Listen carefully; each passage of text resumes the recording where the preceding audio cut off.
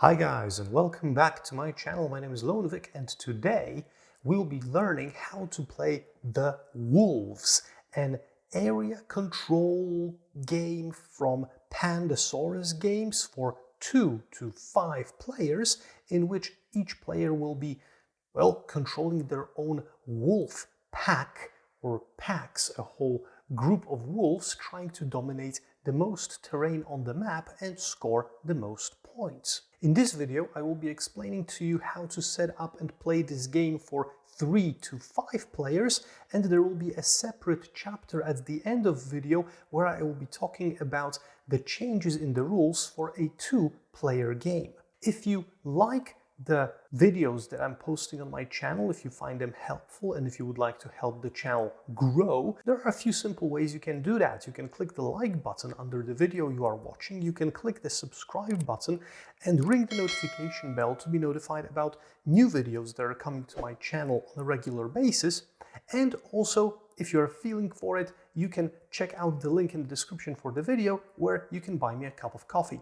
And now, without any further delay, let's take a look at how to set up the Wolves. Okay, so in order to set up a game of Wolves, you will first need this central tile of the map where you have this central chasm and you place it in the middle of the table. Then, in the rulebook, you will find schematics for creating a map for a 3, 4 or 5-player game. In my case, I will be setting up a game for 3 players, so I'll take the provided map pieces from the box and I will randomly assign them according to the schematic from the rulebook.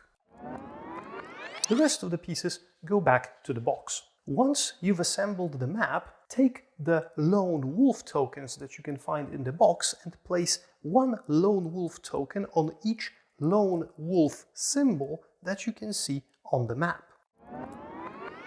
Locate the pink prey icons on each of the sections of the map and place 2 prey tokens of the same type randomly on those. If it's a 3-player game, place 1 stack of moose, 1 stack of deer, 1 raccoons and 1 boars and 2 stacks of rabbits, so for a total of 6 stacks of prey. In a 4-player game you will have 5 types of prey with an extra stack of rabbits, raccoons and boars, and in a 5-player game you should have 10 stacks of prey with 2 stacks for each type.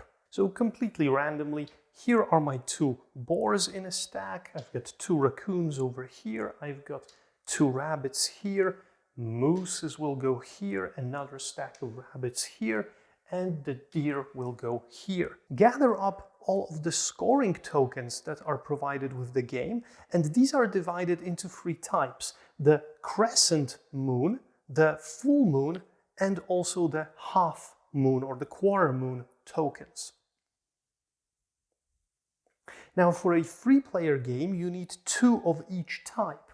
For a 4-player game, you need 2 crescents, 3 quarters, and 3 full moon tokens. And for a 5-player game, you need 3 crescents, 4 quarters, and 3 fulls. Place 1 random scoring token from the gathered pool that you've created on each water source hex that you can see on the map. And I will do it right now for a 3-player game. In the box you will also find these tiny stars, which are called the region scoring reminder tokens, and in the beginning of the game place 1 on each crescent moon token on the map, so in my case I will be placing them on those 2 tokens over there. Next to the map you should also place the moonlight board, which is double-sided, and note to place it with the appropriate number of players. This side is for 4 and 5-player games, and this side, as you can see, is for 2 and 3-player games, and I will place it over here. Give each player a player board, or have the players choose their own wolf packs, because there are 5 of those. I will take the Arctic wolves, so each player places their player board in front of them, connects the appropriate graphic, and next take a look at the letter on this attached board. In my case, for the Tundra wolves, this is the letter E. This means that I should locate a stack of 6 terrain tiles which I have right now in my hand, which have the letter E printed on them. Out of those terrain stacks, locate the one that has the same terrain on both sides. In the case of the tundra wolves, it will be the icy terrain, as you can see, and place it in this first indented spot above the player board. Distribute the remaining 5 tiles of terrain types in such a way that each terrain, apart from the ice terrain, is only shown once.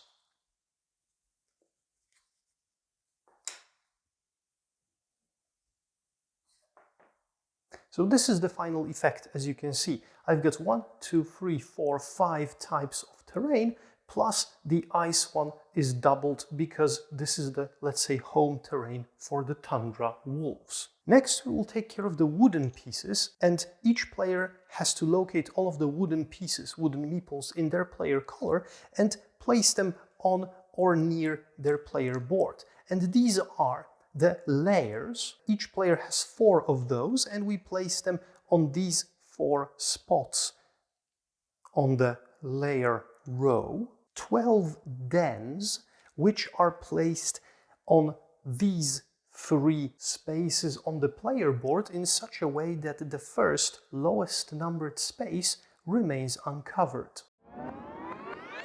And last but not least, we have 8 pack wolves and 4 alpha wolves of the player colors, and you should take 2 pack wolves and 2 alphas and place them near the player board for now, and then distribute the remaining 8 pieces on these spaces over here, noting that there are 2 spaces with 3 and 8 victory points respectively with this alpha wolf symbol. So this is where the remaining alpha wolves go first, here, and populate all the other empty spaces with pack wolves.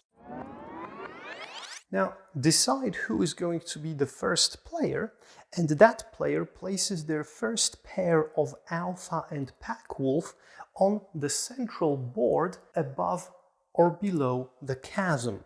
So let's say that I'm the tundra wolf and I will be the first player. So I will place my 2 wolves over here. And then the second player, so the player to the left, places their pair of wolves on any space above or below the chasm. So let's say that we'll place a yellow player here, and then the third player, which will be the purple player for our needs, will place their wolves over here. And now the order reverses. So the purple player will be placing their wolves, the second pair first, then the yellow player, and I will be the last. And the condition is that you have to place your second group of wolves on the opposite side of the chasm from where your first pack was. So the purple player will right now place their wolf pack, let's say over here, so on the opposite side of the chasm. The yellow one will go over here, and I will be the last player and I will place my wolves over here. Finally, place the bonus terrain tokens and the bonus action tokens somewhere nearby so that all players can reach those easily, as well as a hefty amount of victory point tokens that are provided with the game. And now you are ready to play a game of wolves.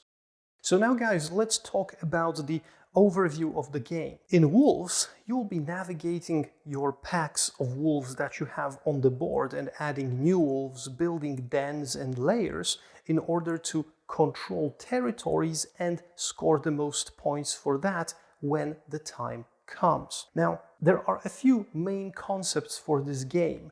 The first one being the free qualities or the free attributes that your pack has. This is the pack spread, the wolf speed, and howl range. We'll be talking about those once we are talking about the actions that are related to each of those attributes, but those attributes can be increased by building dens and placing them on the map. And you'll be taking dens off your board from left to right and from top to bottom, and you'll be uncovering larger numbers for your attributes. Once you clear out a row, you will also receive a reward. So here is an additional action token or an extra terrain token for this row, or an additional action token for this row, and you'll be able to use those tokens in your consecutive turns. Additionally, you'll be changing some of the dens into layers, and whilst taking off those tokens and placing them on the board, you will be receiving additional terrain tokens for each layer placed on the board, and also victory points that are below. You will also be placing new wolves on the board, and also from left to right and from top to bottom, and those will be uncovering victory points. Those are the general things that are happening on your player board. Now, coming to the map, there are a few information to remember here as well. Whenever a game refers to a region, it refers to a separate tile that the map is built from. So right now on the table we have 7 regions, and 6 of them will be scored at different periods of the game, the ones with those moon tokens on them. And those are the regions that you need to dominate, have the most presence in order to score the most points. When it comes to the meeples that you have on the board, the golden rule is that in each hex you can have a maximum of 2 meeples regardless of the color. So there can't be more wooden pieces. So whether you have your den and your wolf on the board, or for example a den and a wolf of a different color, then the limit is always 2. The chasm in the center of the board, as well as the water sources with the scoring tokens, and also the tokens with the lone wolves and with the animals, are impassable, and wolves cannot enter those spaces, have to go around them. But once you remove any of the animal tokens or the lone wolf tokens, these terrains become movable again. And over the course of the game, the players will be performing 2 actions each, regardless of the cost of the action, as long as they can pay it, and they can be performing the same action twice if they want to. You can also gain additional actions via spending the additional action tokens that you've obtained during the game, and the play will be proceeding clockwise around the table until the time when the game end is triggered. The Moonlight board is the board that will be managing the time of play, and you'll be placing different pieces on those empty squares of the Moonlight board, numerically from left to right and top to bottom as well. And once a piece is placed on any icon, and note that there is an icon for 2 players and 3 players with a crescent moon, so in a 3-player game we'll be interested in this one, and the same goes for the quarter moon and the full moon. Once an item, a token or a meeple of any type is placed on a square, the effect is triggered. So for example, here we will trigger the effect of scoring the crescent moon regions. Here, for 3 players, we will trigger the effect of scoring the quarter moon regions, and here we will score the full moon regions for a 3-player game. And also, once the last scoring trigger is finished, the game ends automatically. There are no extra turns, there are no additional round around the table or anything. So once you score the full moon tokens, the game ends and you tally up the points. You see who is the winner. Okay, so right now let's talk about the possible actions that you can do in the game of wolves. There are basically 5 of the actions that you'll be doing during the game for which you have to pay, and also a 6th type of action which is contextual based on what's happening on the map at a given moment. So talking about the actions, let's first start with how do you pay for specific actions. The cost of the action can be different. It can be 1, 2, or 3, depending on the action you've chosen, but it's always related to the space which is targeted by the action. So you will have one single terrain type that will be related to the cost. And the cost means that you will need to flip 1, 2, or 3 of these terrain tiles above your player board with a matching terrain. So for example, if the cost of my action is 1 desert terrain, I will be flipping this, and on the other side, as you can see, I've got a winter terrain. And the next action, for example, would cost me 2 winter terrains, so I would be able to flip this winter terrain and this winter terrain, which is always a winter terrain because I'm Tundra Wolf, this is my main one, and then another action would cost me, for example, one grassy terrain, and so forth and so on. Remember that if you have any bonus terrain tokens, you can always spend them instead of flipping any tile in order to add a terrain to your action. But this is how paying the cost of the actions will look like. So I'll reset this board right now to the initial state. And first, let's talk about the move action. Now, move action always costs you 1. And during a move action, you decide which terrain your wolves will be moving to, or which terrain type. So for example, if I choose the icy terrain for my blue wolves, right? So for example, here and here, or here, anywhere basically on the board, the cost of the move action is 1. So I can flip this tile so that I don't waste any different terrain types, but I can also, for example, flip this and then have 2 grassy terrains to use in a later action. So let's say that I just did this. So I paid 1 icy terrain to perform a move action. Now, the move action refers to 2 of the attributes of your pack, my pack spread and the wolf speed. The pack spread means how many wolves I can move per 1 move action. So if my pack spread is 2, I can move 2 of my wolves, and the wolf speed is the range that the wolves can move, and it's 3. So I could move up to 2 wolves with 1 move action that I just paid for, up to 3 spaces each. So I will take my alpha wolf and I will move him 1 and 2 into an icy terrain, and I will take the other alpha wolf and I will move him 1, 2 over here into this icy terrain, as you can see, and my movement action is done. Now, there are a few special rules connected with the movement. Now, the central chasm and the water sources, remember, are spaces you can't move through and you have to move around them. You cannot move onto hexes with lone wolves or animals or prey tokens until they are removed from the board. The wolves have to end the movement on a matching hex to the one that you paid the cost of. You can split them up and they can go into different directions. And remember, maximum of 2 wooden pieces, no matter the color or type, per hex only. The alpha wolves, so these larger ones, can land on a space occupied by a lonely enemy pack wolf, so the smaller one, and then if this happens, the alpha wolf pushes the pack wolf of the enemy out of this hex, and the player controlling the alpha wolf chooses in which direction this pack wolf is being pushed out. The alphas and pack wolves both can end their movement on a space containing any player's den, provided that this den is alone on this hex, because remember of the 2 pieces per hex limitation. But none of the wolves can move onto a space containing an enemy lair. And also 2 pack wolves, so smaller ones, of different player colors can never occupy the same hex on the map. There are seemingly a lot of those rules, but they are pretty straightforward, and after you play a round of the game you will be very familiar with those. So this is the move action.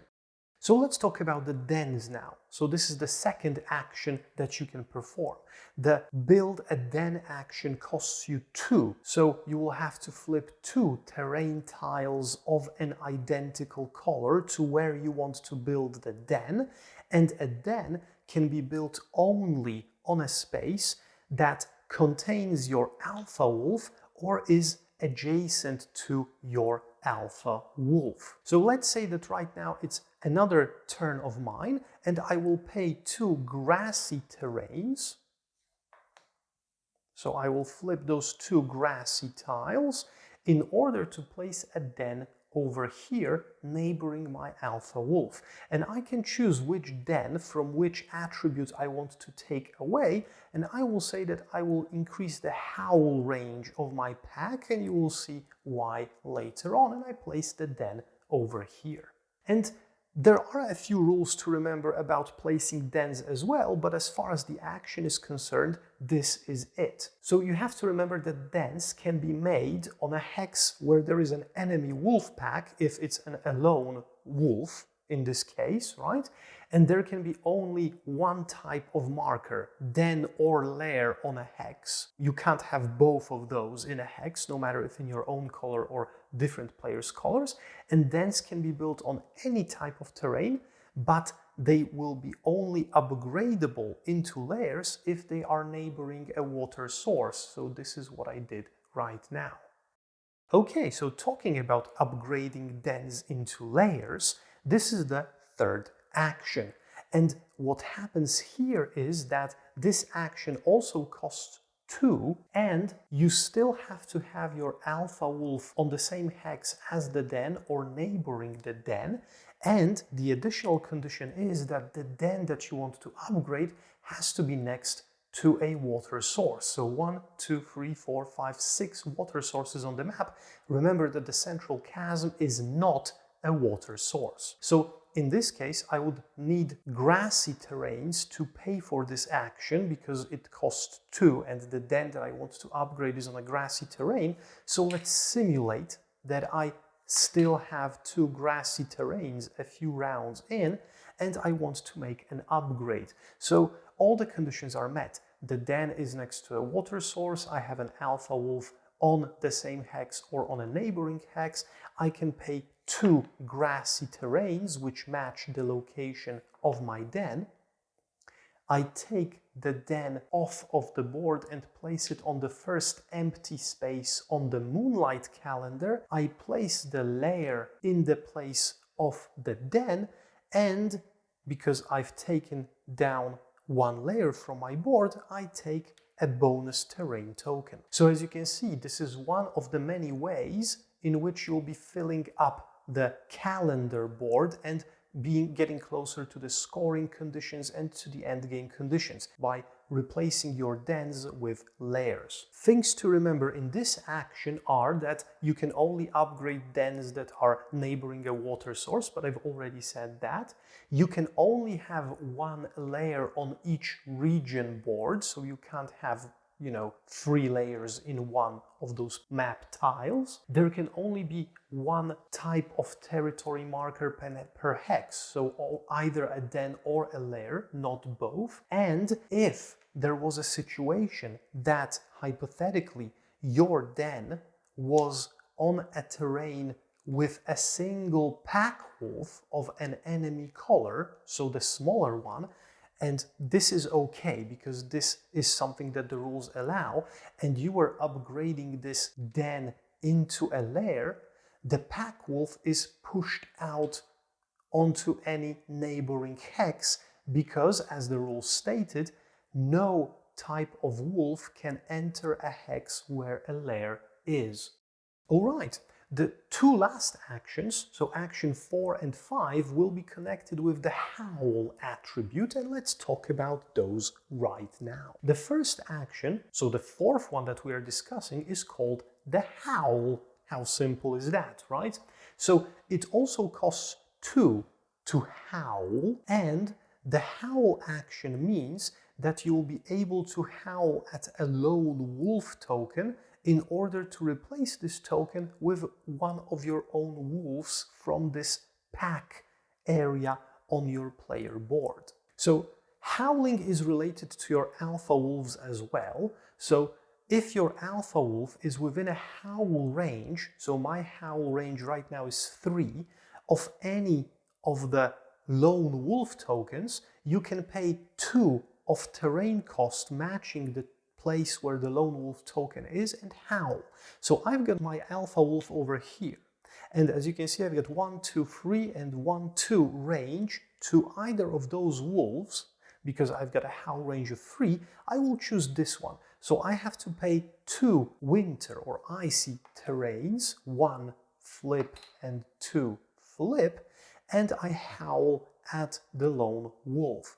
I take the lone wolf token from the board and place it on the next empty space of the calendar of the moonlight board, and I take off the first from the left and from the top wolf from my wolf pack space, and now this wolf is mine. There are no additional rules to remember about this howling action, so this is it. It's basically a very straightforward one. And the last action, also connected with the howl range, is a dominate action. And the dominate action has a cost of 3, and it is related to dominating the dens or pack wolves of enemy players. And there are 2 rules that you need to remember about, and I will tell about them in the very beginning right now. One is that if there are 2 pieces of the same color in a hex, neither of them can be dominated. So if there are 2 wolves here in this hex of the yellow player, I can't dominate any of those even if I wanted to. Even if those were 2 pack wolves and not 1 alpha, or even if this was a pack wolf and a den, I wouldn't be able to dominate those if they are of the same player color. If they're of a different color, I would be able to choose the one that I want to dominate if the rules apply. So to show you how the dominate action works, I will have to make a little hypothetical, because the dominate action has a cost of 3, and I have 1 terrain token that I will be able to use. So let's say that I will want to dominate something that's on those mountain terrain tokens, so those black terrains. So let me do it like so. Let's take this alpha wolf somewhere else for now. So I have a lonely pack wolf from a yellow player. The howl range of my pack is 3. My alpha wolf is over here. 1, 2, 3. The howl range is enough to reach this lonely pack wolf. I pay a cost of 3 mountain terrains. 1, 2, and 3 with the token, and I howl at the lone pack wolf on the mountain terrain. The enemy's pack wolf goes onto the first free space of the calendar, and I place my wolf instead over here. This dominate action can be performed only against pack wolves of your enemy or dens of your enemy, so you can't dominate alphas and you can't dominate lairs. You've seen how to dominate a pack wolf. If you are dominating a den of an enemy player, first remember that this den has to be a single piece of that player's color on a hex, and then you take the den onto the board and replace it with one of your own dens, choosing which attribute you want to increase. And that's basically it. Now, I've told you that there is a 6th action, which is contextual, and now let's go into that action for a moment. The 6th action is called hunting, and it's related to the prey tokens on the board. Now, if ever after ending your action, any of your actions, there is a situation that a prey token is surrounded by 3 of your wolves at least, so 3 different hexes are occupied by your wolves, you take down 1 prey token from that stack, you place it on the leftmost empty space of your hunting prey track, and you gain 1 extra action token, because those are the graphics over here. And the additional rule here is that none of the players can have 2 identical prey tokens on their track. So if I right now hunted a boar, I won't be able to have another boar on this track. I will have to hunt other prey on the map. Okay, and that's it. So the last 2 things to talk about are the triggers of the scoring and also the end game and where we get points from at the end of the game. So once you fill in this calendar on the Moonlight board with different pieces up until the crescent moon for 3 players becomes covered, when this happens, we trigger the scoring of those 2 crescent moon tiles. And how the scoring looks like is that you calculate how many player pieces and of what strength are there in each of those regions with the respective scoring markers, and the person who has the most presence gains the token, flips it, and gains those victory points for the end of the game, and the person who is second gains the lower number using those star tokens that are provided with the game. The power of your meeples on the board is as follows. The pack wolves are a power of 1, the alpha wolves are a power of 1, the dens are also a power of 1, and the layers have a power of 3. However, the alpha wolves also have the ability of breaking ties. So let's hypothesize for a minute that the situation on the board, once the crescent moon is being scored,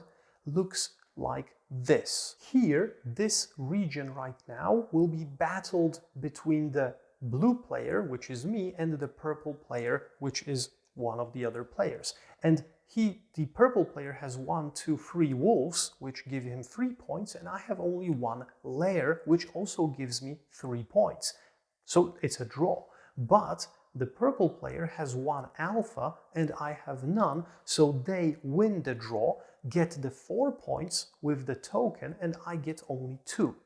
If, however, my alpha wolf was over here, then I would have 4 points and the purple player had 3, and the situation would be reversed. Now, if there also is a draw in the amount of alpha wolves between the players who are fighting for victory in a region, then both of those players gain the lower number of victory points from that token. Nobody gets the full amount and nobody else gets anything. So only the drawing players will get the lower number.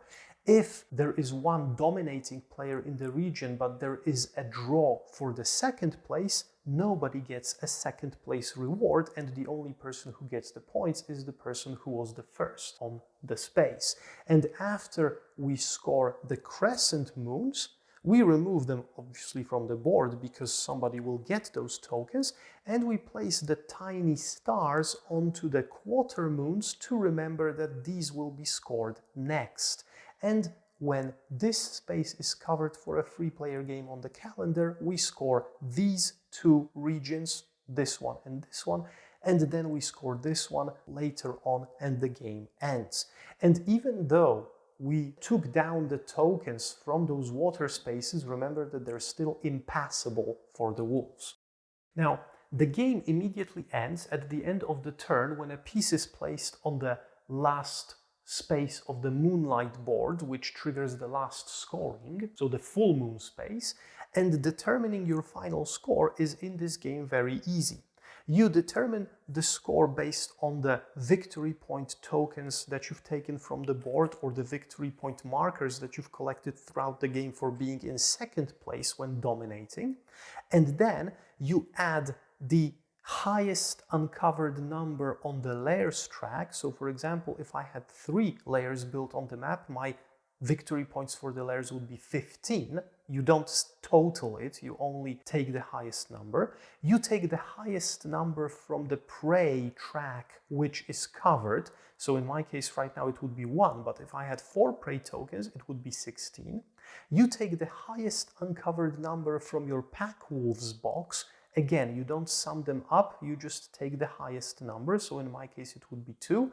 And if you have any star symbols on your dens uncovered, you also take the highest one from each attribute. You total it up, and the player with the highest score wins the game. And that's basically it, ladies and gentlemen.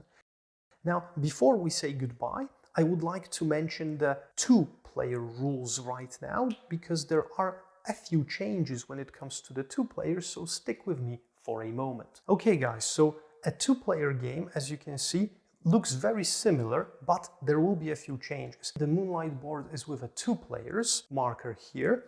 The map has a few things that we are doing with it. First, we don't use the central chasm board, but we build the map according to the schematic for 2-player game provided in the rulebook, using only 5 normal tiles without the central chasm, and we place only 1 prey token of different types randomly on each of the spaces. The lone wolves remain the same, so we should have 5 prey tokens and the lone wolves also filled in. Now, when it comes to the scoring tokens, we should gather and randomly place each of the following region scoring tokens on the water sources. One crescent moon, a single full moon in another random spot, another single full moon, a stack of crescent and quarter moon, and a stack of quarter and full moon tokens. And this arrangement will result in 2 regions being scored twice during the game, the ones that have the double markers. And obviously we mark the crescent moons with those little stars to remember which ones will be scored first. In a 2-player game, there will be an AI wolf pack that we will be placing on the board in the beginning of the game, and this wolf pack will be placed in the following manner. You place 2 pack wolves of the 3rd player's color in the top right hex next to the crescent scoring tile. You place the layer of the 3rd player color in the top right corner next to the crescent and quarter moon stack scoring tiles. You place a layer and an alpha of the 3rd player color next to the 2 full moon tokens, like so, and it's always the top right hex, as you can see. And the last stack that has the quarter and full moon tokens requires you to place a layer in the top right corner and 2 alphas on the hex below. And now these AI color wolves and layers will be counting against you, against the other 2 players when trying to dominate the regions.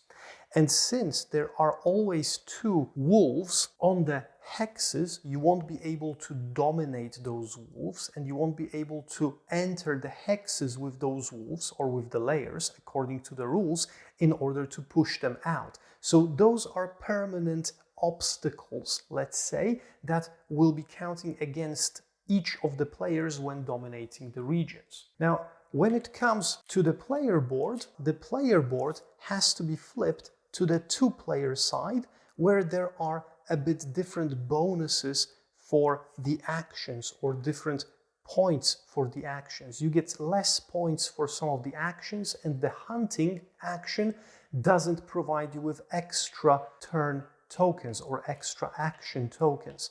But the placement and everything related to the player board when it comes to the rules is exactly the same. So I'll just quickly spread these around. And you place your initial wolves in a similar fashion to the 3-player game that you've seen before in the video. So you randomly take the 1st player, and the 1st player places their pair of wolves, so a pack and an alpha, on a single empty hex on any region board without a crescent moon. So a crescent moon is here and a crescent moon is here, so I will place my pack over here. And then the 2nd player, so let's say that it's the purple player in this case, does it twice because they will be doing it right now and then in reverse order, and they place it again in spaces that on regions not showing a crescent moon. So for example, here and here. And then the last player will be the 1st player again, and they choose another empty hex on a region not containing a crescent moon. So let's say that they will go here. You can place your wolf packs in the same region as the other player, but you can't place 2 of your wolf packs in the same region. And then the player who drafted first will go as the 1st player of the game, but the 2nd player will get 1 action token as a bonus. And when it comes to the region scoring, remember that you are always counting your scoring against those wolves and layers of the 3rd AI player. And that's it, guys. This is a game of wolves for 3 to 5 players, and also the rules explained for setting up and playing a game of 2 players, which are a bit different. If you found this video helpful in any way, You can always click the like button, ring the notification bell, and click the subscribe to be notified about new videos on my channel. Hope this video helped you in any way to navigate through this game and learn to play it a bit easier. If you have any questions, there's the comment section below the video. I will try to help you in any way I can when it comes to any doubts about the rules of this game. And in the description to this video, you'll find a link where you can buy me a cup of coffee if you feel like it. Thank you for watching and sticking with me. My name was Lone Vic. This was Wolves. I hope you are having a great day, and I will be seeing you very, very soon in another of my videos here on my channel. Bye bye.